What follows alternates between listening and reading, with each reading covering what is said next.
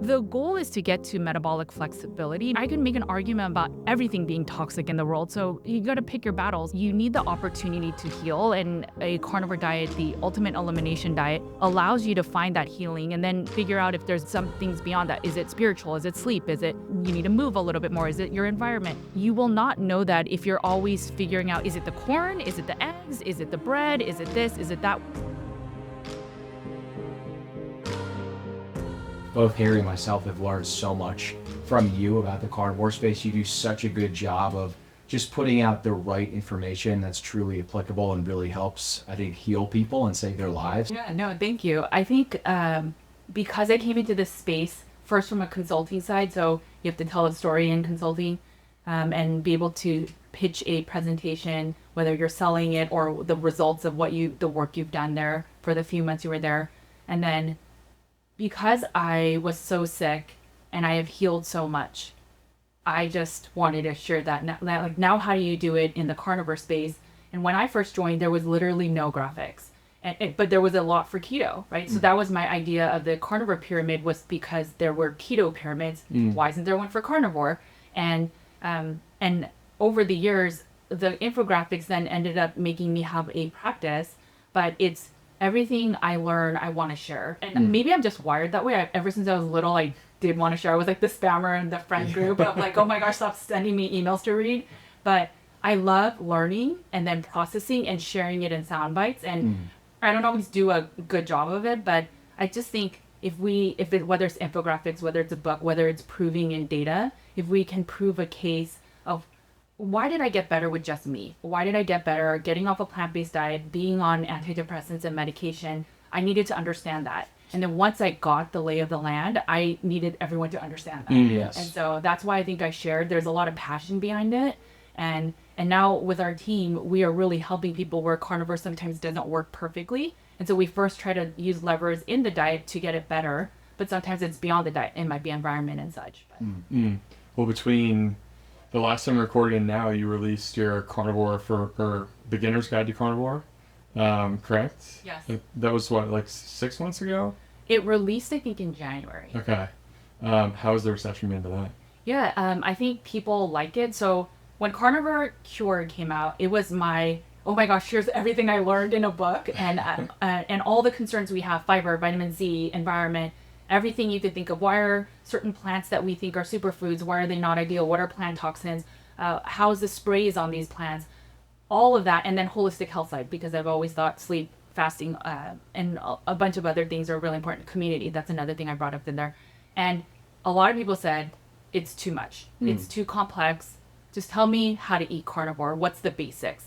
And I think it's really hard if you got someone on the street that's obese and said, hey, just eat all meat. It is such a hard sell. So even though I was doing the beginner's diet or beginner's book, I knew that I needed to include, like, here's my arguments for a carnivore diet. And so I think there's no real diet that you have to prove why it's a better diet, but carnivore you have to. And so I still whittled down the information, but still gave you enough ammo to understand why maybe vitamin C is not as important, or why plant-based proteins have limiting amino acids, like all of these nuanced things that then will be like, okay, fine, I'm willing to try it. Here's all the chronic diseases that are showing up. And so that's why I partnered with a publisher to create it.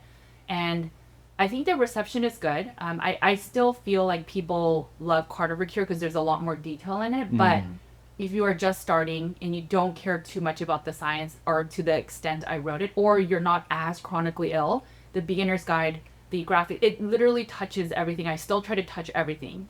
But yeah, I think it's been pretty good. We end up referring, like when a lot of people come to us and ask about more of like a playbook for carnivore, we end up sending a lot of people like towards your podcast and your channel, because I think the amazing thing about your brand is that if you want to go really detailed and really nuanced, you can do that. But if you also want to keep it more high level and applicable, you also have that type of content as well. And we were talking before we recorded, I would imagine as a beginner entering the space, it's probably really difficult to figure out what path you should go down, because the internet has changed so much in the context of nutrition, where it's like I'm trying to figure out the diet to follow. Grass-fed, do I eat grass-fed meat? Do I eat grain-fed meat? Organs, non-organs, fruits, no fruits. It's really tough to figure out like what's a really good playbook to just like open up and start so I can get healthier and improve my hormone markers and things like that? Yeah, I think I saw a meme, not, or maybe it was a reel, but it was a person saying, when I listen to all the wellness recommendations on the internet, and then it's like basically you can do nothing because one person says eat sugar, another person says don't eat sugar, or this water or that water, sun, circadian rhythm. And I think ultimately the reason why there's so many voices, yes, I think polarization makes it popular, you get more views. I think the bigger reason is because we are all so different. Like you came to carnivore differently than you, and for me too. And so our views of what works for carnivore is different. And then it plus our lifestyle, plus our genes, plus our medical history and our mental health and etc. I think that's the reason so much confusion. We're talking offline, but with Dr. Saladino, when he's like carnivore doesn't work and he adds fruit, like I believe it didn't work for him in that sense. And he band-aid something that with fruit, or you have more water retention, right? So like for him, that was a true issue. For me, I don't work out as much as him and I didn't have that electrolyte issue. So I never needed to add fruit.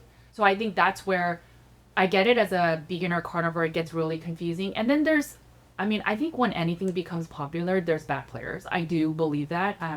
As a faith-based person, the smartest thing about the dark side is that the enemy makes you believe that he doesn't exist. And so we think that no one is evil, no one is bad, but we believe that there's snake oil salesmen that sell bad things, but how many can you really list on your hand? So we know all these things and we don't really process it. And so I just think there are people that are in it for the bad reasons or the wrong reasons. I get so many messages now of, I've been carnivore for 20 years, 30 years. And I'm like, where did you come from? And maybe they really ate that way and they didn't share. I don't know. But it's just, that's why it gets so confusing, because the average person just wants to get better. And there's so many different voices, like eat grass finished, eat organ meats, eat salmon, or eat water or drink water. And I think ultimately that's where I go back to the Food and Mood Journal. That's where I believe people should believe in their own biofeedback.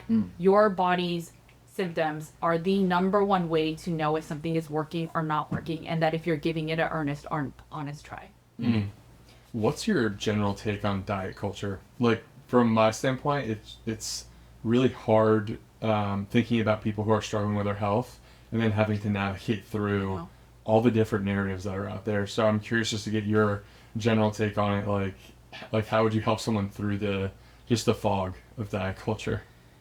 I would do a little bit of research on maybe the most popular diets and then seeing what you want to commit to first, right? So like knowing if there's a Mediterranean diet, if there's a keto, carnivore, vegetarian, or vegan, and then what do you think you could stick to more consistently? And then try it. Do your blood work beforehand, do it, and then try it for 3 months. Don't listen to any of the noise. And then if it's not working, then maybe try another one of the diets. That's how I did it. I thought plant-based was the healthiest. I did it for 12 years, and it totally wrecked me. And then when I did carnivore, my life has changed, right? So I just think that people cannot be forced to eat a certain way. And if they're not ready, they will not eat it. So as much as I promote carnivore, I'm not 100% strict anymore. I talk about that all the time on my podcast. I consider myself more meat-based because some days I'll have only meat and some days I'll have like a little bit of veggies or something, like maybe a keto tree. But it's more that you need the opportunity to heal, and a carnivore diet, the ultimate elimination diet, allows you to find that healing and then figure out if there's some things beyond that. Is it spiritual? Is it sleep? Is it you need to move a little bit more? Is it your environment? You will not know that if you're always figuring out, is it the corn? Is it the eggs? Is it the bread? Is it this? Is it that? Why not just go to a really strict diet? So I would recommend a carnivore all meat elimination diet, but a lot of people are not ready for it. So then I'll just say to the average, like if we run into my cousins who are super against all of that, I'll say, just remove all the processed foods. Like don't eat sugar. The sugar is what's making you get tired in the afternoon, not letting you sleep through the night. These are not normal things that should be happening. And so then I just start there. And then if they have more questions like, well, what else are you eating? And then I might bring up, oh, like that has a lot of plant toxins. I bring up gluten first because people understand gluten. And then you say, well, every plant has some toxin because they're trying to protect itself. You were mentioning a Food and Mood Journal. Is that something that when you were healing, is that something that you were very like religious about adhering to, because for me, I think I probably ended up doing something similar to you, where I would write out the timing of my meals. I would also write out the amount of sleep that I would get, and then I would write out my energy levels on a scale of 1 to 4, and then I would record like the number of bowel movements that I was having. And then through that, I was able to basically figure out like pattern recognition of like, okay, this food, this time worked really well. And then I was basically able to eliminate a lot of the foods that weren't working for me. And that was ultimately what helped me heal from UC. But I'd love to learn a little bit more about that food and mood journal and how you do it. Yeah, so that is exactly how we would recommend our clients to use it. I didn't use that as much just because I struggled more from the mental health side, eating disorder. I didn't have a gut issue. I mean, I did have gut issues compared to now, but it wasn't anything severe. So in our eating disorder facility, I learned about intuitive eating and mindful eating, being hyper aware of what you're eating, how you're feeling. I did use the food and mood journal while I was going through nutritional therapy school. So they wanted you to write down what you felt. Did a supplement help? And so for those things, I did feel like, oh, I noticed that when I take the small intestine support, my gut feels less bloated. So like those things I noticed. From our client perspective, so we give out our Carnivore Cure Elimination Diet Protocol for free. It's on our website. We give out the food and mood journal for free because we try to stand for wellness for all. All of that's free. When that's not working, then you can consider working with us. But in the food and mood journal, we have what time did you wake up? What time did you go to bed? And then what did you eat? Water, supplements, medication, mood right after eating. So it is up to you how detailed you get. But I firmly believe what you don't measure, you can't manage. And so when someone on the internet's like, ribeye makes me feel the best, you can try it. But if it doesn't make you feel the best, how do you know if you're not tracking? If you eat it for 5 days in a row, you know it's not making you feel right. But how do you know it's not the water you drink with it or the supplement you took with it? But if you track everything and then start isolating, you are your best answer. Yes. And so that's how I would do it. But people need to get ready or be willing to be eating that certain diet. How important is habit formation in the whole grand scheme of just getting healthier? Because I do think that is probably something that a lot of people just generally struggle with, like forming new habits. If you're already unhealthy, it makes it that much harder. So I'm curious, like, how do you approach that problem? Yeah, so I'm a big fan of Win the Day. When I was struggling, when I was writing my book, I used that. And really simply, I think of it like, what is your 6-month goal? Like, where do you want to be? What do you see? What is your value? And what is your priority? So let's say for me, I'm revising Carnivore Cure and we're making a version 2. It's not going to be called Carnivore Cure. But let's say that was my end goal in 6 months.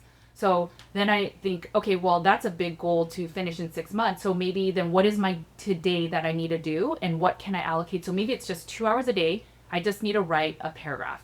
And that's how you then start stacking habits. And then you start like, oh, now writing a paragraph is so easy. Maybe I move to a page a day. And so that's how you can, for a diet, if you are eating a lot of processed foods or carbs and it's really hard for you to reduce that, maybe you just start with, and if the goal is in 6 months, you want to lose 50 pounds or you want to feel reduction of inflammation or autoimmune, the goal today then is to think about that 50 pounds. Oh, 1 more day of cheating is not a big deal, right? But you will never get there. It's the small little habits, the Atomic Habits, James Clear's book.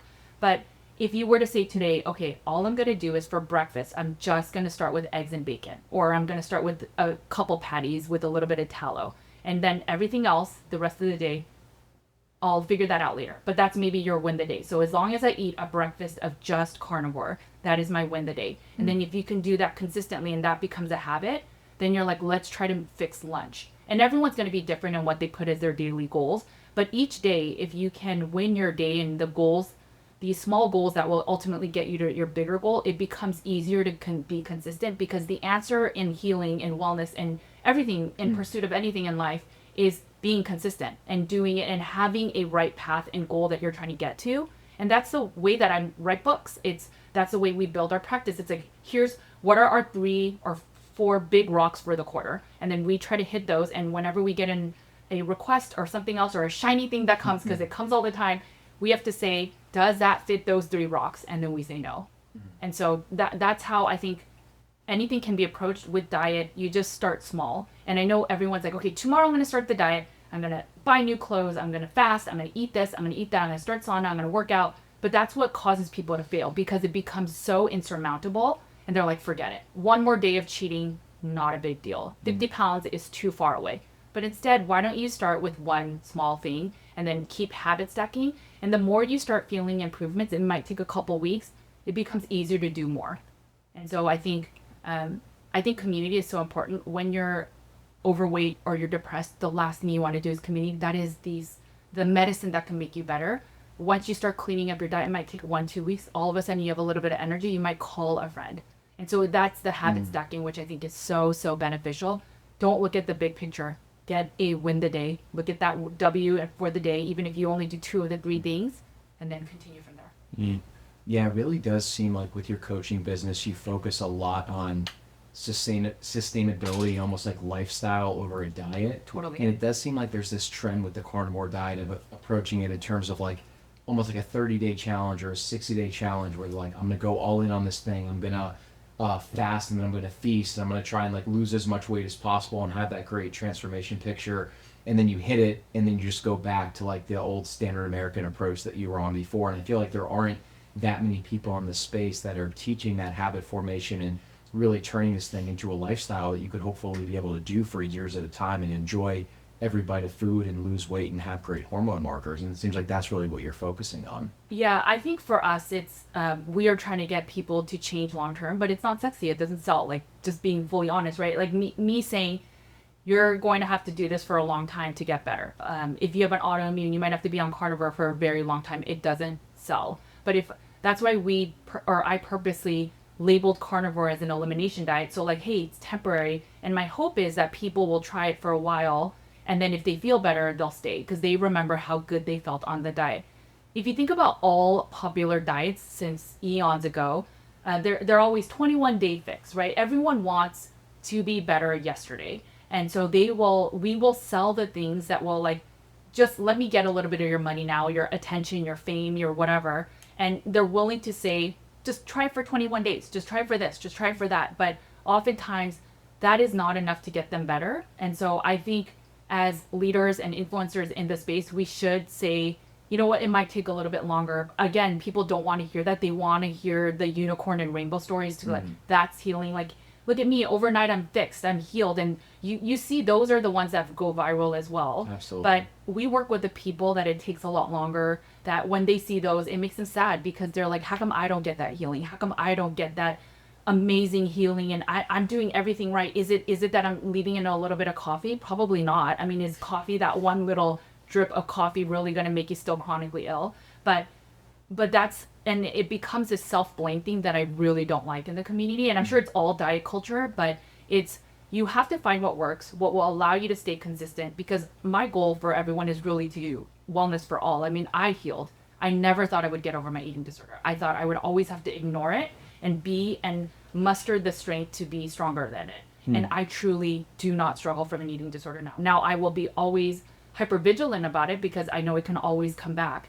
But I think when you heal and you really healed and you've been in the darkest ditches, your why is so different of why you're sharing your passion. And so that's why I would love to go 14 days, guys, and you could be as thin as me, right? But I know that's so, for me, that is so against my integrity. Like, I cannot do it. Well, and also, it's almost giving people an excuse to like go back to the way they were before, when you're just like, yeah, it'll only take 14 days and then you just like go back to what you were doing before and you'll be fine. Which I think is just like a total fallacy. Like you're basically selling them on something that is just short-term and temporary. I was curious to ask you a question. So Brett and I recorded a podcast a little while back, just one-on-one, and we talked about emotional eating. I feel like you probably have some unique insights into that. How would you unpack that topic for people who might not even be aware that they're emotional eaters, like they binge and they just like haven't fully accepted it, or they just don't really know like what triggers them? Because it seems like to me like something that a lot of people just don't understand, that they've wired themselves a certain way around food emotionally, and they're not fully aware of it. Yeah, so we only build things in our practice if there's a need for it. We notice that a lot of people have either trauma or they've struggled with eating disorder behavior prior, but supposedly not now, right? That's what the paperwork says. And we have found that over and over, there's like this negative perception of whatever, like, this is not going to fix me, the diet, the supplement, the protocol, the whatever. and you see this negative view of the world. And as I learned more about the mind body, the limbic system retraining, I realized that's a lot of where people are chronically ill that are stuck. And I get it, because you've been to 10 doctors and nothing is fixing you. So at a certain point, you have to be skeptical and doubtful so that you can protect yourself. The other thing that we learned is, so we created a mind body program because we didn't think some of the programs out there was sufficient enough. And in that, we talk, and it's a hard program, but in one of the sections, we talk about core wounds, which is basically there was something that when you were a child was missing, whether it was security, belonging, being able to have your needs met, protection, security. There's many things.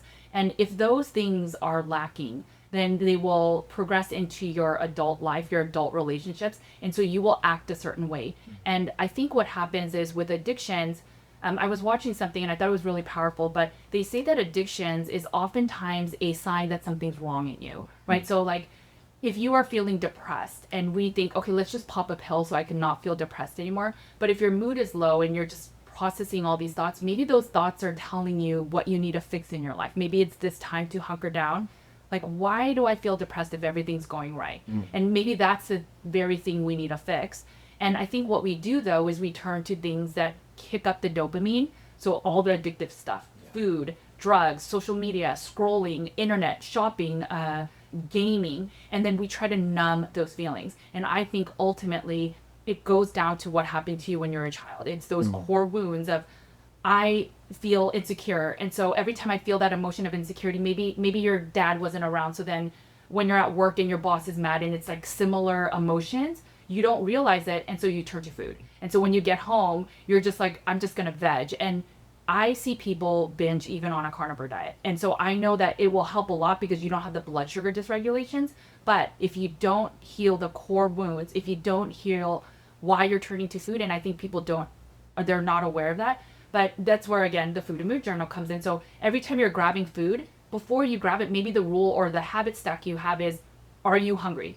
And if you're not hungry, why are you turning to this food? Why are you? And so it's just making what your habits are, your actions, hyper aware. And in our My Body program, we teach, you'll have a cue, whether it's an event, a trigger, and then that will affect your thoughts. And then it's your thoughts that then affect your behavior, right? So if you consider everything that goes on, like I'm getting cues from you guys, like, are you guys interested in what I'm sharing? Super interested. So but then I get the cues of like, okay, should I start like, settling down? And then we attach a emotion to that or a feeling. And a lot of times, again, it's from the childhood. It's, okay, so when mom and dad were fighting, I needed to make sure I wasn't around so that I wasn't causing any more problems. So maybe that's how I react.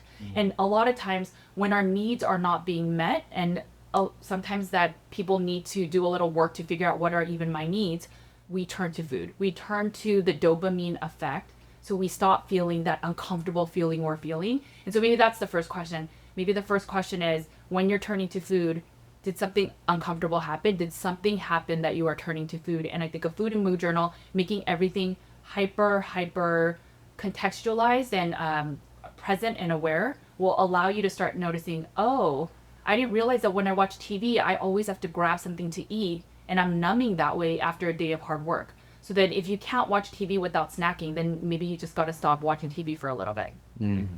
I love that mind body program too, because it's so easy to just hyperfixate on nutrition being the silver bullet.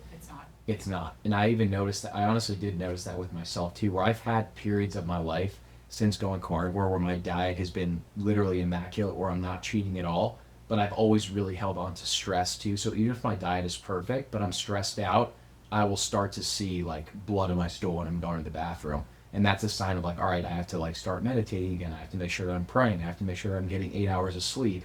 And that's always just been my reminder of like, there's so many other factors in the context of your healing journey outside of just nutrition. Yes, it's a huge lever to pull, but there's a lot of other things. And it's, I don't know, I feel like there's so many influencers that just focus on nutrition and that's all you need to care about. And if you eat carnivore, everything else is magically going to get better. And that's why I love how holistic your entire approach is, that it's multiple things, not just one thing. Yeah, I was just telling on a different podcast, I was saying, everyone has a plan. That's Mike Tyson's quote, right? Everyone has a plan until you get punched in the face. And I think when I wrote Carnivore Cure, I had a plan, and then my clients punched me in the face every day, right? And it made me everything that I believed, or I thought diet was the answer to everything, and it wasn't. And then it was like, okay, maybe it's diet plus sleep, and then it wasn't, and then diet plus sleep plus gut, and so on and so forth. And I realized everyone is so different of what's the trigger, and it's finding that root cause. That's what I always talk about, root cause, and I talk about healing, and it is not just one factor. And diet absolutely can affect, because when you're stressed, you can argue that your cortisol is more released, and then that causes more leaky gut, because instead of your body focusing on immune function and digestion, your body's like, go run, and all of your energy and is going to your extremities. And so you could say that's the argument about stress with the diet. But we also see, so there was a really good graphic released from this person called After School, and he shows a picture of a bee. And it's the perception of, so you see a bee, one person, and so we have billions and millions of neurons, and then atoms and cells and all that, and it all communicates with each other. And in one picture, the girl is looking at the bee and then sees, well, I think it's the guy, but so the guy sees a bee and then imagines, oh my gosh, if I get bit, this is toxicity, poison, I'm gonna die. And so you see all these little cells in the body showing that it's poison, and you see how it's gonna affect you emotionally, mentally, and probably physically. For the girl, she sees it and then imagines honey. And you see all these happy faces all throughout her body. And it shows every day we look at something, we wake up and we're like, oh, I don't feel good. Oh, I didn't get enough sleep. And then your mindset is negative. You're already releasing, the brain is already hearing that the day is going to be bad, potentially. And then you start releasing more cortisol. You're more heightened and aware in that sense. And then your immune system is just not functioning as well. And if you do that with every single thing that you run into, you can see how much the mind is actually affecting the rest of the body, even if you're eating a good diet. If your perception of the world is negative, the world will be negative. And we all know right now it's a super highly charged political space.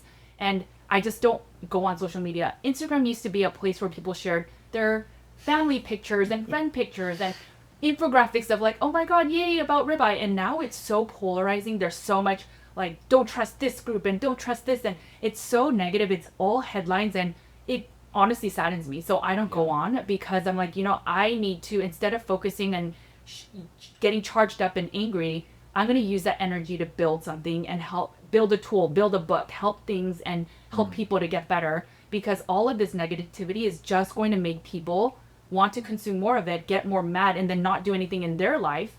And then they're going to feel, why do I feel so depressed? Yes. I was just going to ask, how do you train that perception? Because it's so true. It's like, I walked into the gym yesterday, had an amazing attitude. My workout was amazing. Day before, negative attitude, terrible workout. It's like, I was just expecting it, It was just like how my thoughts were through the entire workout. And if you're not aware of that, it can just be something that's just like totally hardwired into you. So I'm curious what your take is on just training that, because it's so tough. Yeah, so we teach in our mind body program, we first teach the brain. And so it's in the limbic system that your hypothalamus, your pituitaries, and the amygdala. So these things are the areas where you have memory. And so your brain is trying to protect you. So let's say the example I give in the program is, there's a lady that loved to go surfing, and your worst fear is that you get bit by a shark, and she did, right? So she lost her arm. It's one of the athletes. I'm forgetting her name, but Bethany Hamilton. Yes. So I share that without sharing the end story. So like, pretend you don't know who she is. And so I say, the average person after getting bit by a shark would never go back in the water, because the limbic system is training you, don't ever go there. It's a negative space. So you start remembering. And so every time you might go near the beach, your body starts flooding your body with all the, the epinephrine, the cortisol and adrenals, and you just start feeling anxiety and stress. And so then you're like, okay, I'm just never going to go there. So you start training your body not to go there. Anytime maybe even walk by the street, you might feel it. What we need to do is retrain our body. So for her, in less than 2 months, she went back in the water, even though she got bit by a shark. And then in less than 2 years, she won the medal for the surfing stuff that she does. So what she did is she had to have done limbic system retraining, like, thank you brain for trying to protect me, but I'm going to challenge that. So we call those cognitive distortions. It's a psychology term, but it's basically, a lot of us do black and white thinking, like it's either this or that, or we think of like everything is going to be disastrous in the front. So since we are more wired to protect ourselves than to be encouraged to do new things, we will always think of, okay, if I go here, what's the worst things that can happen? And we focus on those things. We have to be, again, hyper focused on our thoughts to challenge them. And that's where we try to challenge those cognitive distortions. So we have handouts that we'll give, and we'll say, what's a situation that got you really upset? And you might have gotten upset at somebody, and you don't know if that was truly the valid situation, and you give a rating of what were the emotions you felt, and then what is a separate or different thought you could have thought. Maybe they were tired and they didn't say hi to you. Maybe they were having a bad day themselves. We like, someone will cut us off while we're driving. If we're having a bad day, we're really mad. And if someone cuts us off and we're having a good day, we're like, oh, maybe they're busy, and so we need to be hyper aware. That one thing I don't like is the aura ring. Everyone uses the aura ring that tells you like your readiness score, and so they're like, be careful today, you have to be calming. That is so messed up to your limbic system. So imagine, I got to be very careful. It says I'm not really rested. What are the chances of you having a bad day? Because now you're priming your brain, protect yourself, because I was told that today's going to be a bad day. Yes. That is so It's crazy. You become a slave to the Yes. device. Yes. Even social media, it's funny, you're talking about the beast thing. I get this feeling of almost like orthorexia when I scroll through Instagram. Like, one of the things I'm trying to do is stop saying you should do this or you should do that. And when you scroll through social media, it's all people telling you, don't ever eat this ever again. Don't ever wear polyester. It's just like seed oils are going to kill you. And I'm like, I think about these people that literally think that they're going to die if they eat seed oils. I know. It's like, I just went back to New Jersey. I had pizza multiple times. I was with my family. I was with my grandparents. And I'm like, I'm just going to enjoy a great meal. And then when I come back to Austin, I'll get back on track. Like, it's okay. And that's perfect. So again, it's that mind body, right? So I can tell you from client data, we don't see a huge difference if you're carnivore and maybe you eat some things that maybe the steak was cooked at a restaurant in seed oils. I do not see oh my gosh, this delineation of you're still using some level of seed oils and this person is not. You do not see any health markers different. So with all that said though, we have clients so when I wrote Carnivore Cure, you could totally become orthorexic from it. Because I even bring up, hey, blueberries, they're actually not rich in antioxidants. They release poisons, and those poisons are what then forces your body to produce glutathione, which is, so the benefit outweighs the negative. Just like when you work out, right? You tear your muscles and then you build muscle. So I got complaints of, oh my gosh, if you read this book, the only thing you could eat is the highest quality meat, right? And so I am totally at fault for that too. And my husband at a certain point said, you would need to live in a bubble in order to survive because of everything you're afraid of. And I saw that. And then I think the biggest shock factor to me was I had a client, she said she went on vacation with her husband and they only stayed in their hotel room. And they're like, we can't eat anywhere because of the seed oils and it's not grass finished. And so we're just staying. And I said, so are you visiting anything? He's like, no, because what of the EMS and all the other things.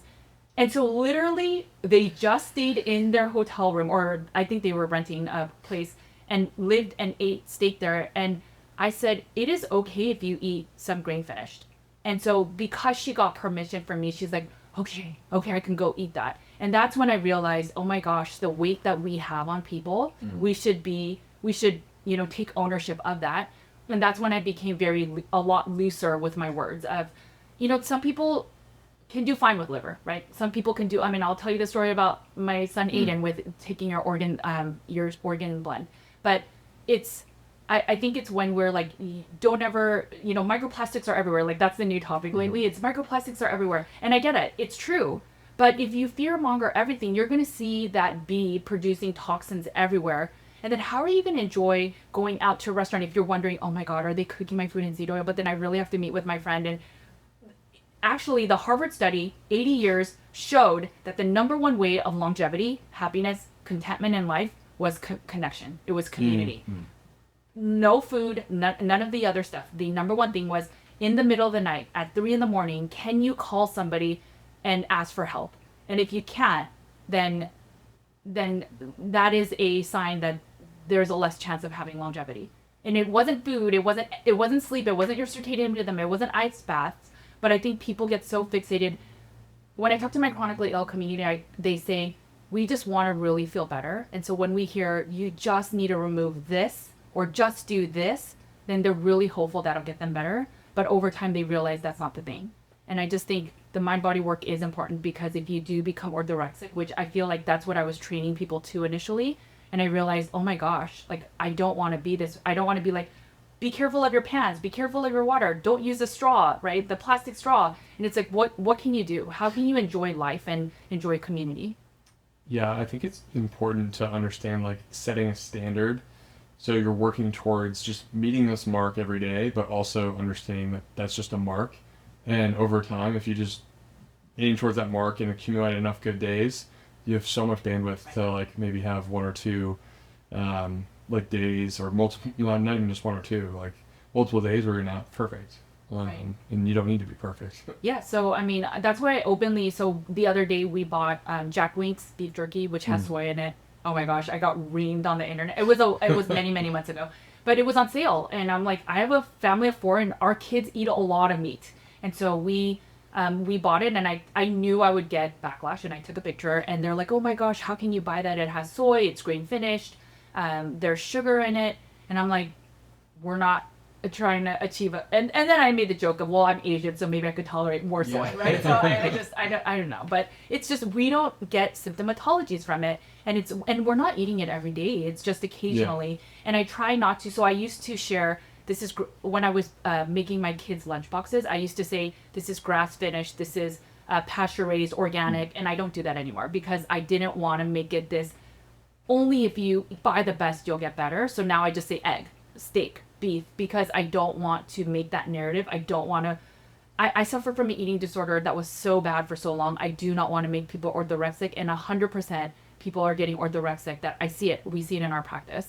Yeah, it's sad to think that there are a lot of people that are trying to get the right information, but they don't know where to start. And we've had to even catch ourselves before too, because we obviously talk a lot about, regenerative meat, grass-finished meat, the differences between that and grain-finished meat. But if I'm being totally honest, when I was 24 and I was trying to heal from ulcerative colitis, I was in New York City. I'd never met a local rancher before. I didn't know the difference between grain-fed and grass-fed. I literally just bought the cheap budget cuts from the Adderall at the grocery store and ate that for 2 years and got off all the drugs and medication I was taking. So for me to be like, oh, it has to be grass-finished or regenerative is so disingenuous to my healing story. So I don't know, it just makes me think a lot about, it's tough for people to get started because there's so much differing information, but I love your approach of just focusing on these big levers to pull, and just teaching people to lead through optimism and positivity. Yeah, and I will say the regenerative,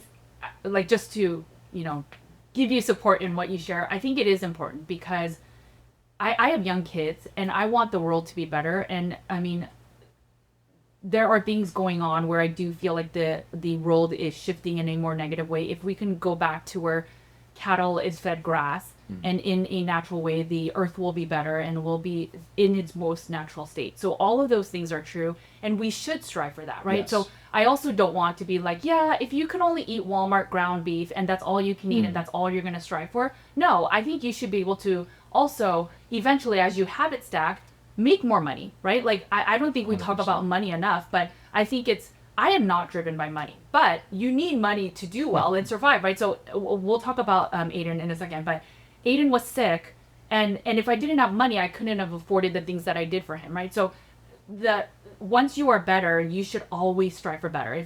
In life, you should always strive for better and never be stagnant, because that's when you're becoming complacent.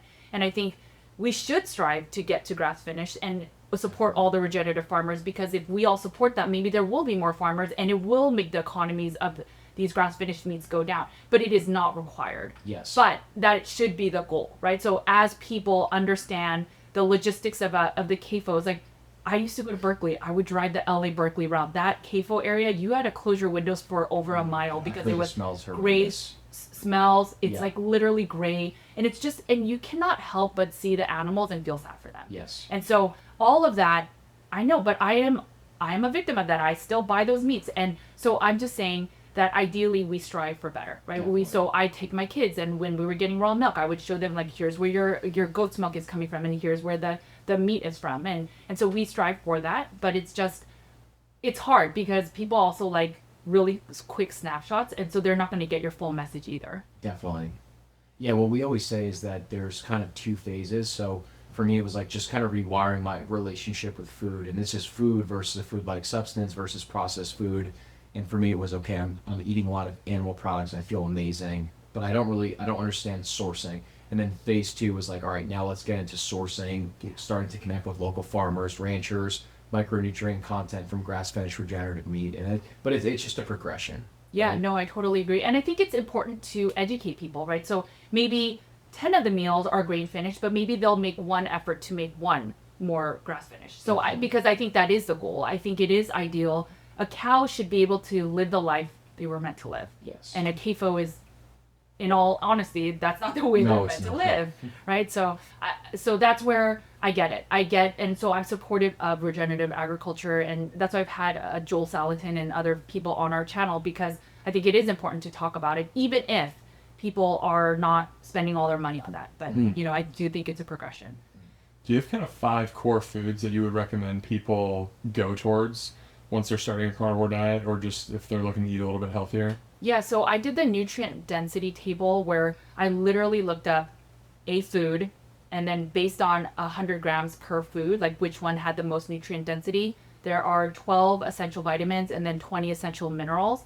And then based on that, I mean, the numbers speak for themselves, but salmon roe was the highest, and then salmon was right after. Now, the amounts may be different, but they had every single nutritional thing. I think they missed a couple minerals.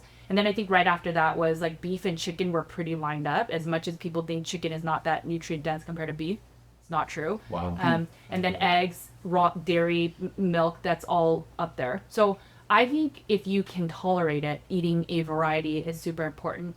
Pork, for example, has a lot of B1 or vitamin B1 or thiamine.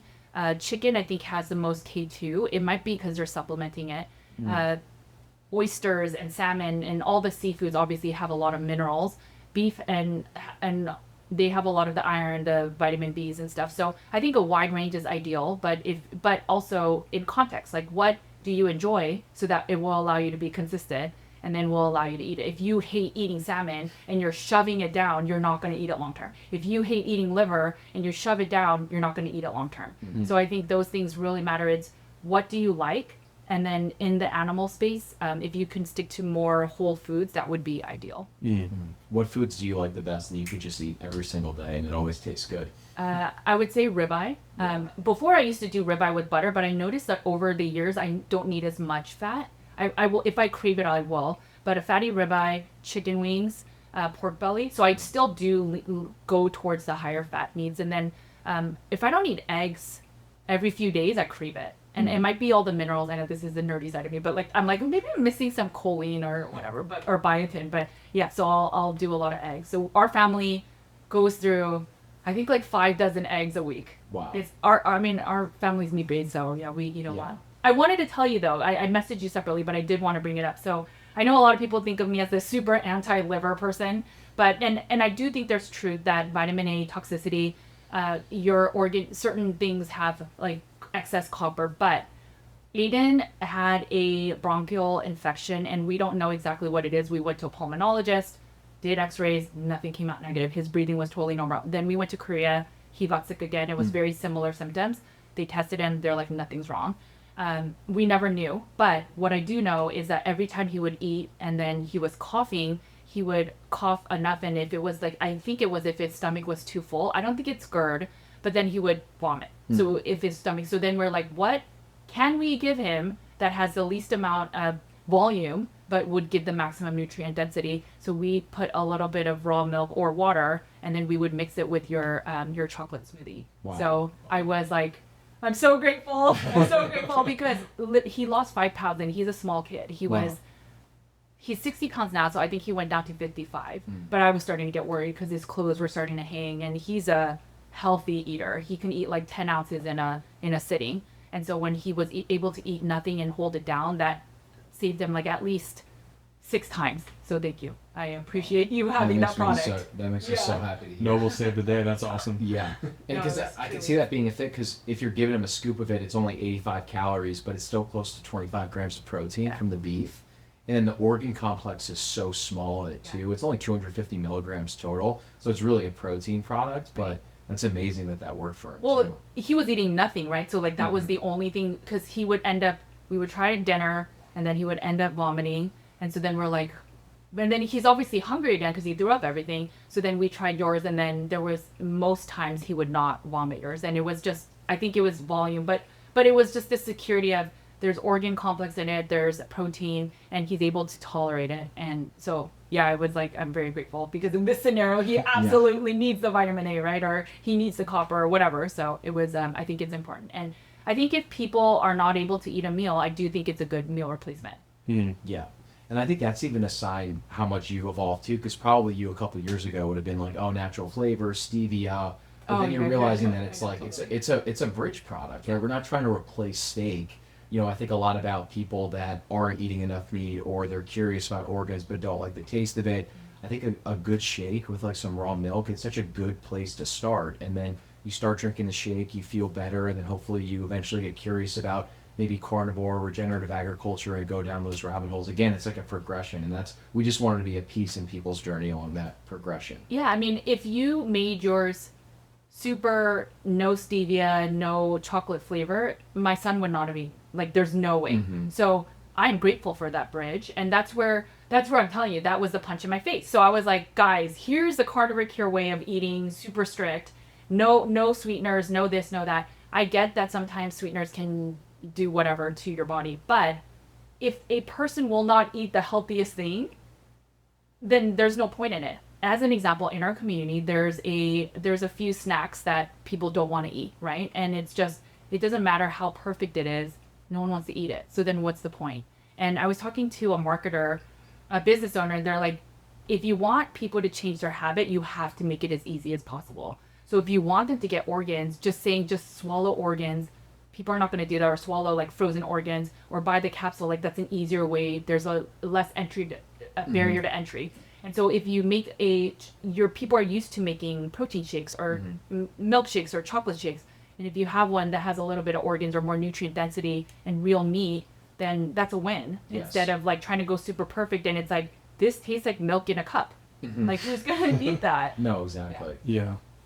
That's so cool.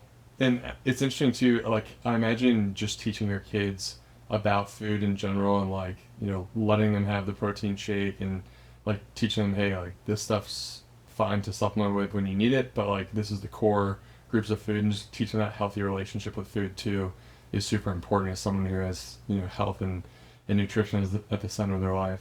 Yeah. I teach my kids, so as an Asian American, we don't, well, at least in our family, we don't vocalize our needs as much, or our emotions, right? So that's why I think a lot of Asians seem so quiet, and they're just, it's like, no, we have emotions. Our culture teaches us to be very community oriented. So we don't share as much of our feelings because it's almost like selfish, because you're not reading the room.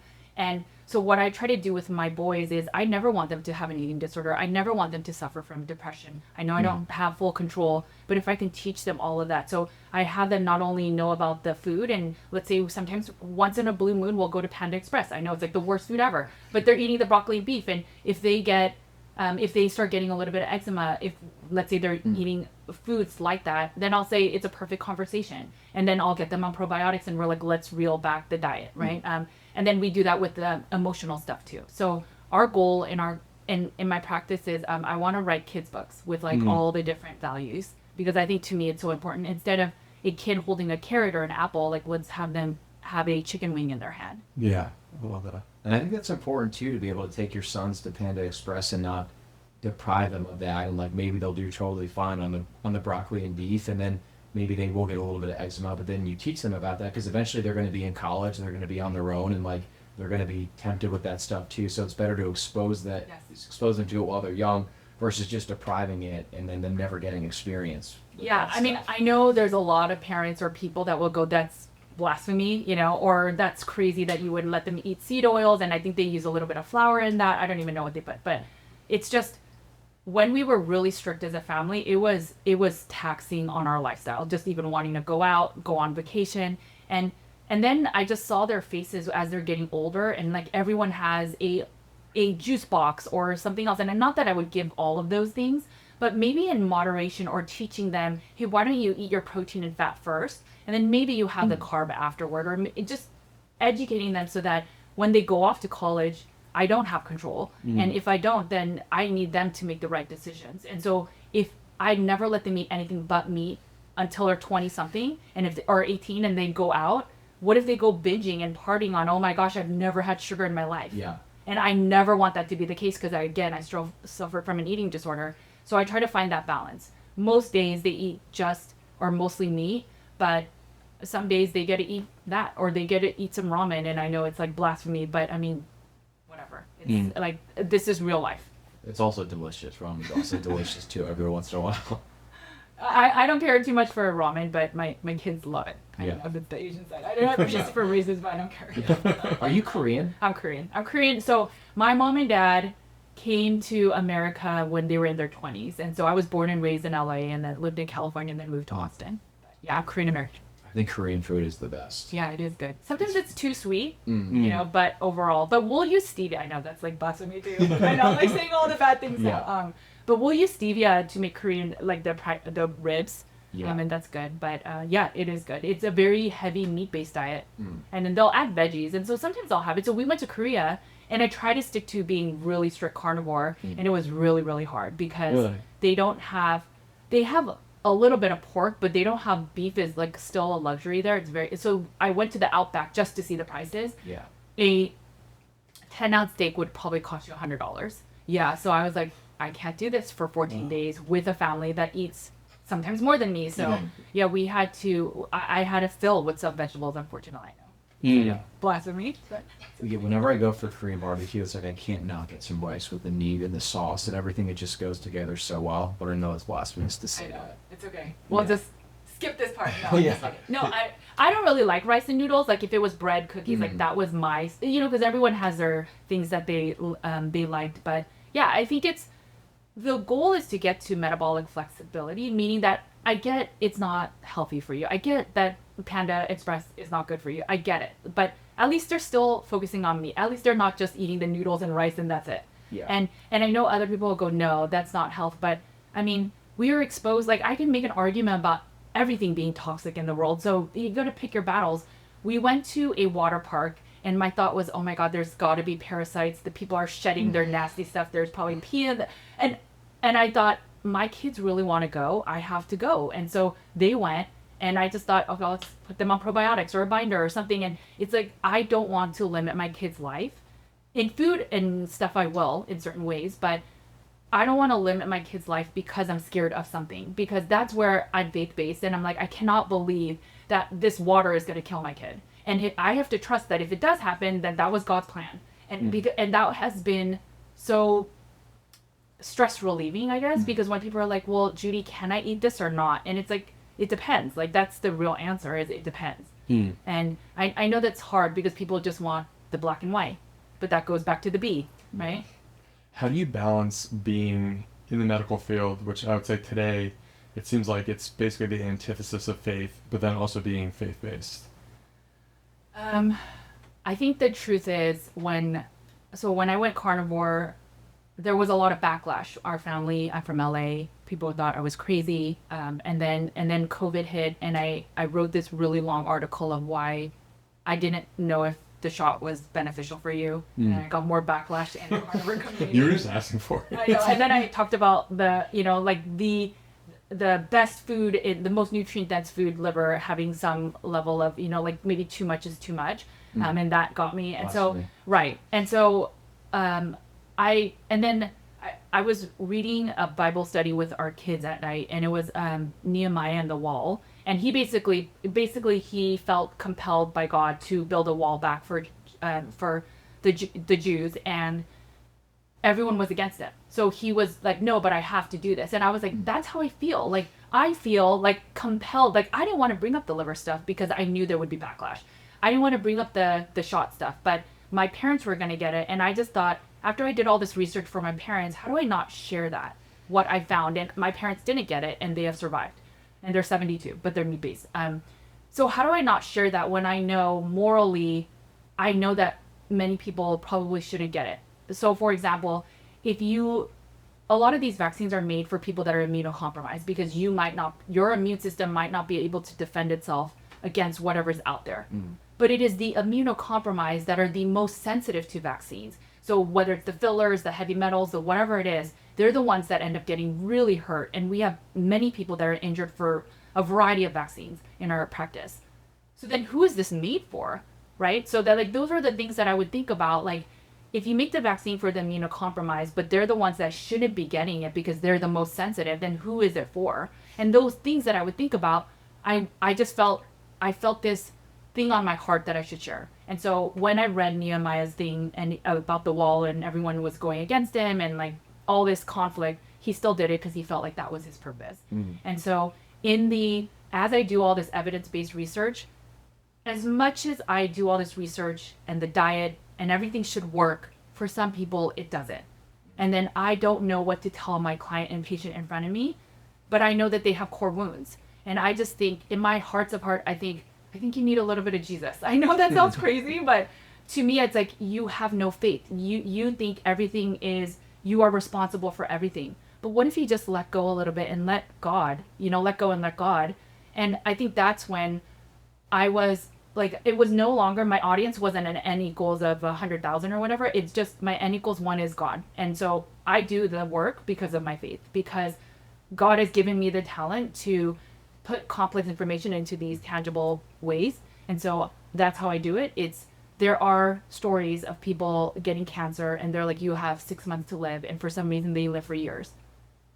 How do you explain that? Even in the medical science and the literature, how do we explain a lot of these things that make no sense? And I think that's where faith comes along. Why are there so many faith-based people, not even just Christians, Muslims and Jews, that believe in something that is intangible? And I think it's because in our hearts, when we say gut feelings, I think it's those things. And so I will share as much of the evidence-based research that I see in our clinical practice, what we see, but there are intangibles that I'll never be able to fully explain. And I understand that. And that's where I hope my message of what I share, who I am as a person, will share. Maybe some of it is the faith side too. Maybe it's just trusting the process. Maybe when I see the bee, I'm going to try to focus on the honey, even though I feel like it's going to be a toxin. And maybe if you don't have enough of that faith, then you could pray and you could go, God, I don't even know if you exist, but fill my heart, sorry, I'm like getting emotional, but fill my heart, fill my emotion with purpose. And like, is this, like, let me see the bee as a honey, right? And like, let me get over my illness. And I think those things are so important. And I think again, it's going back to the enemy and the darkness. And it's like, we think that there is no darkness, but there is. And so much of us, we want to be, goes back to the core wounds. We want to be self-justified. We want validation. We want that security. So we will do the things and chase the materialistic societal things. But is that really giving you your completion in your heart? Is it making your heart full? And if it's not, then I think that's where I challenge people to look further.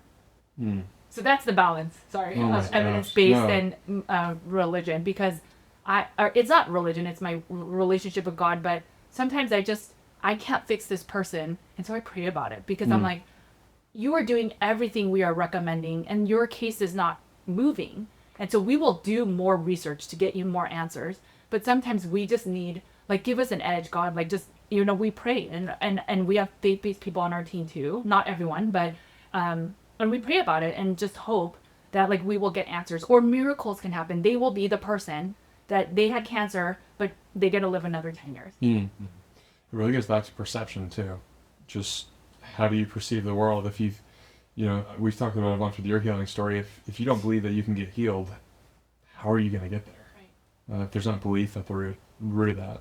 There was a study done where, I'm forgetting the book's name, but there's a book that talks about, and maybe I'll tell you guys afterward and you guys put it in the show notes, but there's a book where it just talks about all of how perception affects everything in your life. So beyond what I shared. So I could tell you 2 stories. There was one story in World War II. They ran out of morphine. And so all the soldiers were coming back. They had to go into surgery. And if you don't get morphine or a pain reduction, you could go into shock and you could die. So the doctor kind of knew about placebo effect. It wasn't out yet. He was the one that founded it.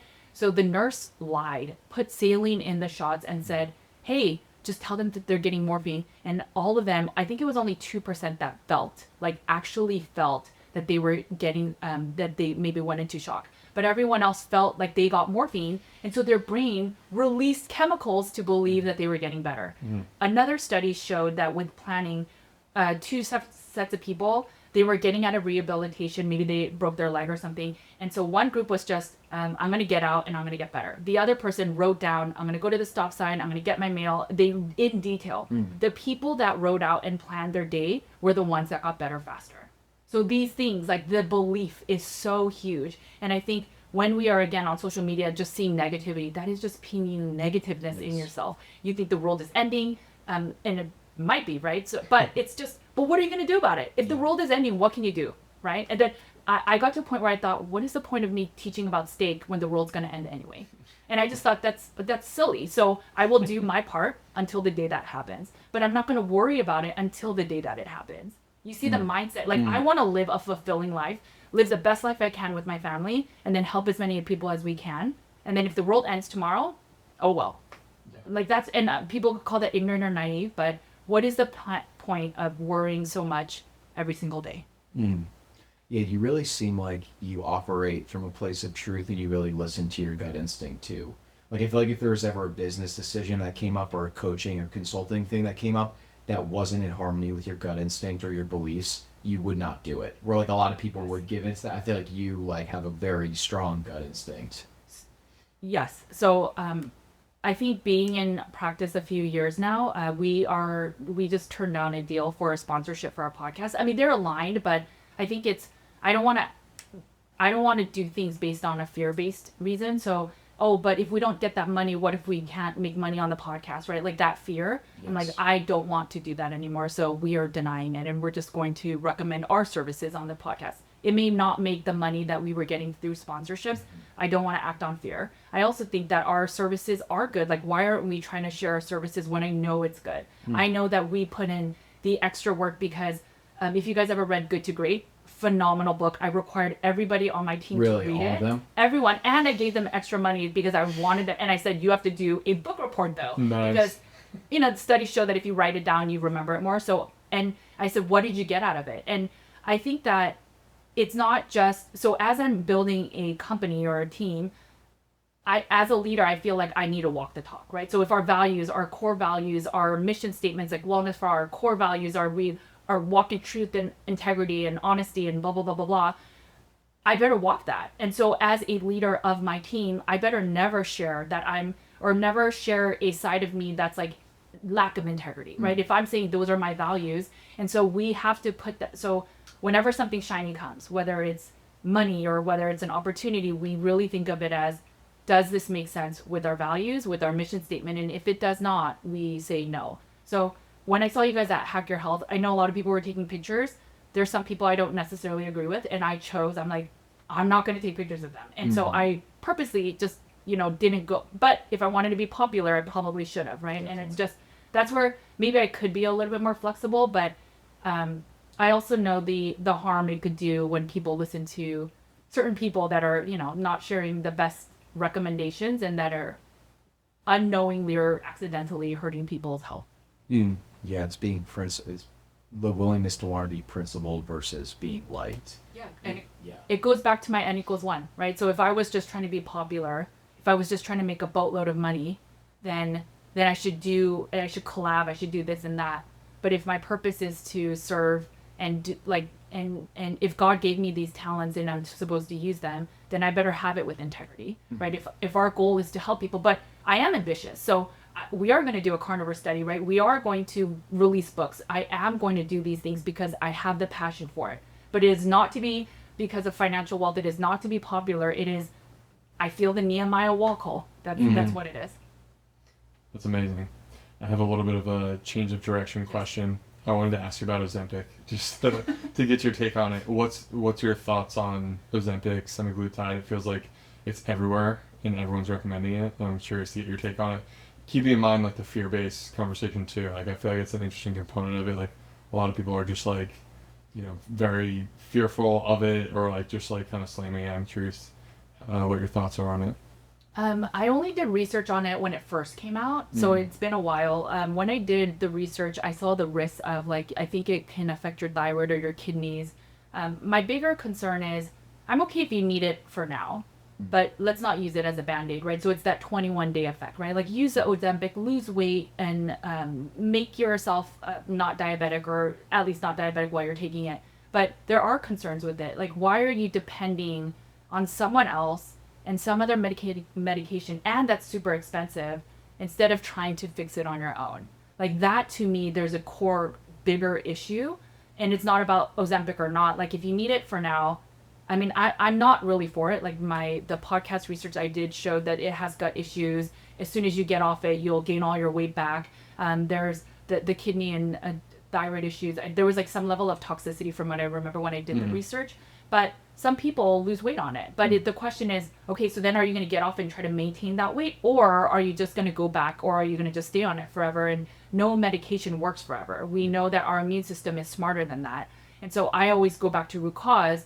And if you can't lose weight on your own, or you can't get healthier non-diabetic, and we know like a low-carb diet works, that is a bigger issue. And I would want to dig into why is that. And then so in the interim, if you want to use that med, that is on you. But I think there are concerns with it. My bigger question is why? What is it that you can't get over the foods that are literally making you unwell? There's something deeper there. And that's what that in our practice, we would dig on that. Yeah, like the first principles approach to just try to solve the problem from the root cause. Yeah.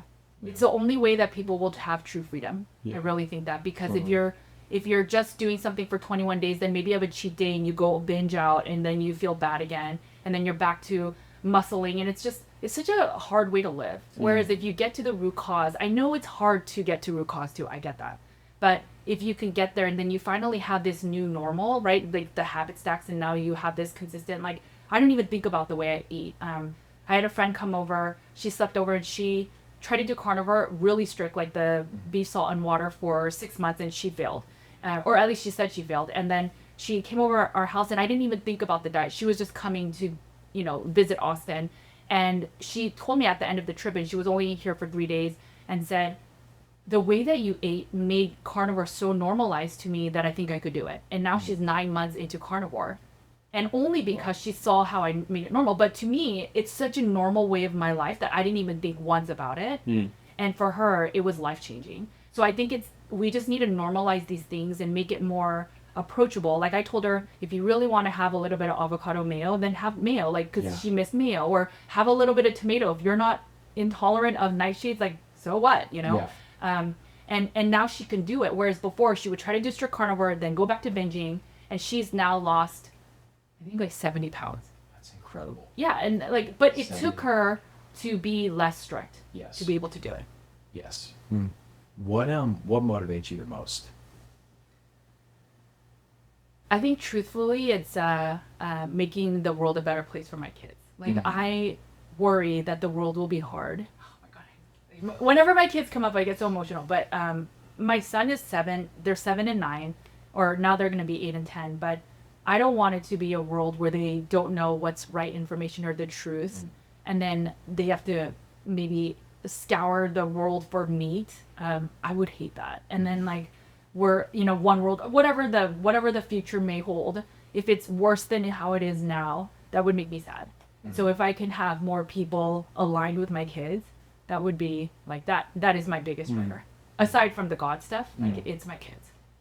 Well, you're doing an amazing job, and it's honestly just such a pleasure to know you, and just seeing the work that you're doing and how the impact that you're having is incredible. So I know both of us really look up to you and appreciate all the work you're doing. So thank you so much for everything you're doing. Well, thank you, and thank you for the work you guys do. I think you are really good at sharing reels and stories too, in your just the truth about even regen, or even about meat and the nutrient density. I see occasionally I'll see your guys' posts, and I think they're really powerful too.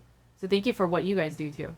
Thank you. Yeah, I think we play off each other really well. It's finding the medium of content that really resonates with you. Like for you, it's the really deep research, the infographics. For us on Twitter, we just loved writing and telling stories. And I feel like too many people try and fit a square peg in a round hole, where they see an influencer trying to do a grocery store video critiquing a label, and they feel like they have to talk into the camera like that. And I don't know, I think everyone has a form of content that they could go all in on that feels really natural, and if it's natural, you're going to want to do it day in and day out. And I don't know, I hope more people experiment and figure out the thing that they're supposed to be doing. I was listening to a business podcast not too long ago, and I think it's pretty smart and scary, but they were saying that there's a lot of people that are blowing up on social media, especially like on TikTok or on Instagram Reels, YouTube Shorts, and but they're like no faces. So it's not that they truly have a following, but they're just, like, oh, that was fun, I'm gonna follow you. Yes. And they don't really have that following. And so if you do only things to feed the algorithm, which will make you super popular, but if they're not true, like your 1,000 true fans, or they're not truly dedicated to your work, you're just feeding an algorithm. And these social media sites, what they found with TikTok, sorry, my nose keeps running, but what they found in TikTok is you can replace influencers because someone else will do the dance or someone else will share and they'll get popular. So all you're doing is you're curating TikTok for them, but then you can leave and you're replaceable. Yes. Right. So then all the shorts and reels are doing that. And when I heard that, I was like, oh my gosh, that's so true. So there was this person that had, I don't know, 2 or 10 million followers, went to an event and couldn't fill the room because they do reels. Yeah. And so it's finding a true community of people that really believe in not just entertaining. I mean, entertaining is super important, but it's having people that truly follow you for your content and for your mission and your passion and purpose, because that will truly bring you a community. And what you're trying to build is a community. These social media apps are finding, oh, if we just have people follow the algorithm, we can make our platform popular and the influencers can change and it will be replaceable. And that's scary. Definitely. That's scary. Yeah, I saw a quote the other day that I think it said it tastes sweeter when it takes 10 years. And I feel like when you actually listen to people that are truly successful, it seems like 10 years is a good time frame to actually become successful in whatever venture. But social media, it's like this inorganic success where it's like, hey, I can have one reel go ridiculously viral and gain hundreds of thousands of followers and financially change my life. And I don't know, that's not reality. Right. And I think what we've accepted is like, we'd rather not post if it feels inorganic and wait until we find that like lightning bolt of inspiration that's in line with our values. I know you resonate with I think that's so good. Yeah. I think when I initially went into the social media space, I think I was the biggest female account on Instagram. And then I obviously went into Instagram jail for stuff, and then it was just, and then that Nehemiah stuff happened. So it was just all around the same time that I thought, am I placing my value on a number of followers? And it just made me start questioning things. And I had that success really quickly. And so I tasted it, but I knew that when I listened to all these business people, it took 10 years, right? Yes. It's, you see the overnight success, but actually it was a 15-year overnight success. Taylor Swift, Mr. Beast, all of the big names, they've been doing at it for decades. Yes. And so I think of it the same as that's like, I am okay growing slower because we are not building a social media account. We are building a business and we are building a practice where I think we set the precedence of this is holistic healthcare and this is what other people should follow. We are working on things behind the scenes that no one gets to see, right? But we are building it, and in 10 years, we expect fully to be thriving and even growing more. And it doesn't, and social media is not just the place, like just because I don't have more followers, I mean, obviously it could feed your business, but that is not our metric of success right now. Yeah, it's so good. And I also feel like, if the success can come in a matter of a few days or like a few weeks, it can also leave that quickly. Like these people who blow up overnight, it's like, all right, like some of them just like blow up and then they're gone. You don't see them ever again. So yeah, it's like the musicians, the songs that are one-hit wonders. Like, where are they, right? Yeah. Like I would hate to be that. yeah, Our goal is, we use carnivore as an elimination tool, and we think nutrition is the fundamental for health. But beyond that, we're a holistic health functional medicine practice. And that is ultimately what I'm sharing. And since we started on social media, I will still be on there. I love interviewing. Like, I get to know you guys and I get to talk to you guys, and on my podcast I do the same, right? I get access to people that I would never get access to. Definitely. And I get to pick their brain. Like, that itself is so worth it for me to do what I'm doing. And so in the interim, as long as our practice is being fueled, and I think with our integrity, with the values and everything that we're driven, like, I don't worry. And if a time comes that I have to worry, I'll worry. But I trust the way that it's supposed to be, and we are building slowly, and I know that in 10 years we will be here. yeah, that's huge. This is so much fun. Thank you so much for doing this and just the work that you put out and the content and the friendship. It's been so much fun. Thank you guys for having me.